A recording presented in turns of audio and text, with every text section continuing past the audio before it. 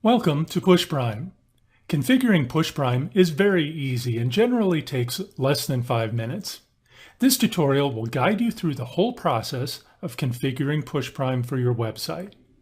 After you sign up and log in, you'll be brought to our dashboard. In order to use PushPrime on your website, you will first have to add your website in your dashboard. Adding your website is a very simple process. We collect a few pieces of info from you and then you're done. Click Continue on the Web button. It will bring up our new website dialog box. The first thing to enter is your website address. Skip the HTTP or HTTPS part at the beginning and just enter your domain name. At this point, you have to indicate if your website is secure or not secure. If it's secure, it will have HTTPS at the start of it. If you know that it does, click Yes. If you know that it does not, if it just starts with HTTP, click No. If you're unsure, click I don't know, please check that for me, and you will get an answer. If your website supports HTTPS, you can click Next. If it does not, you will need to choose a subdomain. Your users will have to go through that subdomain to register for notifications. Don't worry, you don't have to do anything other than come up with a subdomain name. If you type a subdomain that's already taken, it'll turn red. That won't allow you to use it. If you pick a unique subdomain, it will be blue. Once you've chosen your subdomain, click Next. This will open the General Info dialog. At this point, you can select the icon that you would like as your default on PushPrime push notifications. This icon is optional, but it's highly recommended that you upload an icon which reflects your business or brand. For best results, use square images with a size of at least 192 pixels on either dimension. For this example, I'm going to leave it with the PushPrime logo. Then, type the title of your website. By default, PushPrime uses our default parameters for sending notifications to Google Chrome. However, we do recommend that you add your own Google Push API key. You can get your own free from Google inside a Google account. If you have your own Google Push API key, check this box and enter your credentials. As well, for Apple Safari, you will need an Apple developer account. Once you have your Apple developer account, click the box and enter the information. You can come back at any time into your settings and make changes to these. When you click Next, we have our consent dialog configuration. Web browsers can be very stubborn when it comes to push notifications, generally to prevent people from abusing the service. So they don't allow us to customize the default permission window that opens. We have observed that opt-in rates significantly increase if you explain to users why you need to send them notification. This is when consent dialog comes into play. Before showing the default permission dialog, a special additional modal dialog will appear in the web page explaining to them why you need to send them notifications. The following image will show how it will look. You can completely customize the colors and text from styles after the initial setup is done. This dialog will appear, and then after it's clicked, the default dialog will appear, setting everything into place. We highly recommend that you set the consent dialog to Yes. The reminder button is a small icon which appears in the bottom left or bottom right of your web page. The reminder button is used to track the permission status of the users. If they initially decline the permission request, you can use the reminder button to grant permissions. The reminder button is also customizable from the Styles tab. We recommend that you keep this on Yes. When you click Next, you'll get your embed code, which you need to add into your web page. That is this code right here. You will have to add this into any page where you want to enable PushPrime. Make sure it's before the closing body tag. If you're running a WordPress, Joomla, or Magento site, you can use our dedicated plugins to add the code automatically.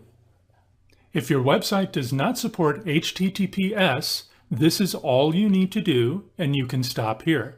Just click Finish, and you're good to go.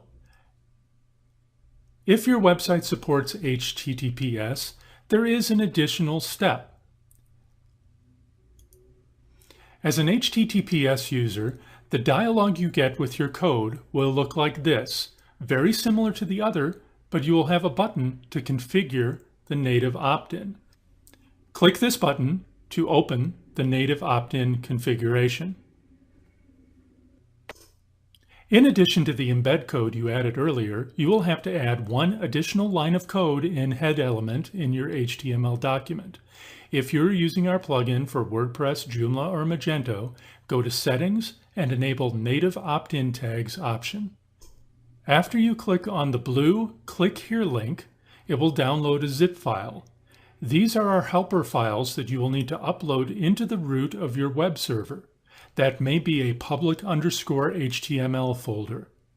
After that, click on the Verify button so that our server can verify that those files are publicly acceptable. Once the verification is done, a Finish button will appear. You can click it to finish the website setup.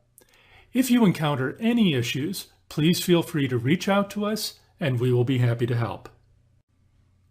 Welcome to PushPrime. Now you'll see a page called Your Applications. The applications are the websites you've set up within PushPrime. Click the Manage link of the website you'd like to work with. You'll get quick statistics over the last 7 days, as well as a graph showing user subscriptions, and the embed code that you need to put before the closing body tag on any page that you want to have active. To create a new notification, click the New Notification button. This is where you enter in the content that will appear on the notifications that you're setting out. Everything that you type will be previewed on the right. This is the title. This is the description, showing what you want your reader to know. And then the URL that the user will click on when they click the notification.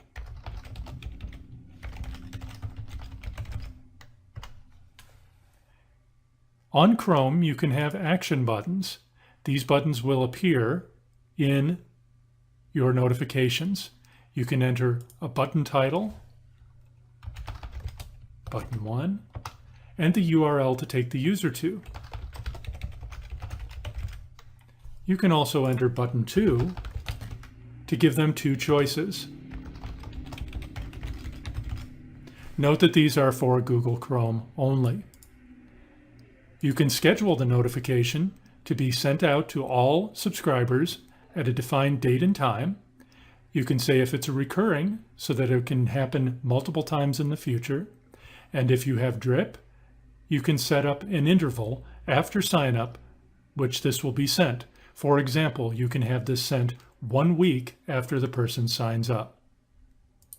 Advanced targeting, if you have this active, is for conditions, if they've done certain things, segments, if they're in certain segments, if they've been inactive for a certain period of time, and custom targeting for regions and languages.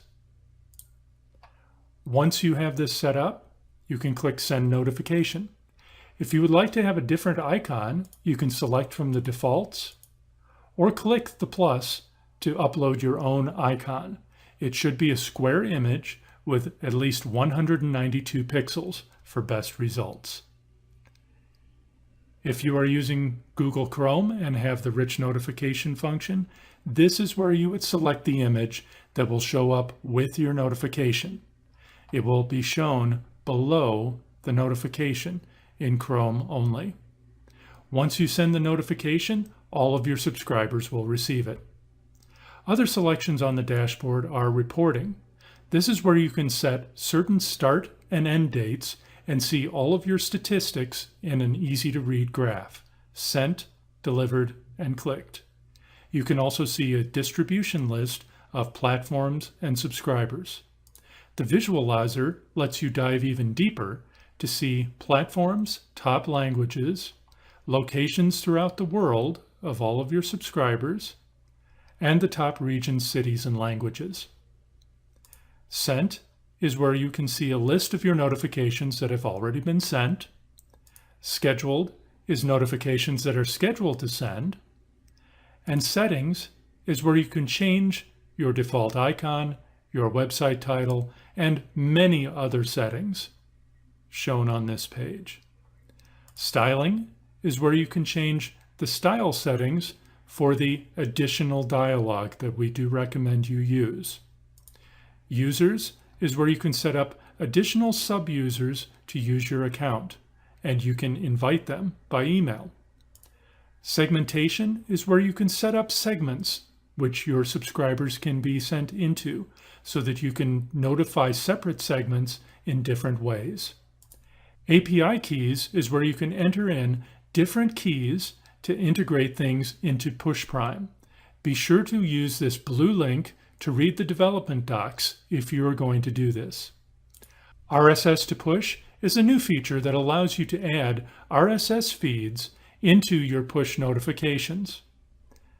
Export Subscribers allows you to export a list of all of your subscribers, and Sign Out will sign you out. Now that you've set up your first website within PushPrime, I'll show you how easy it is to get into doing this. When you log in now, you'll see a page called Your Applications. The applications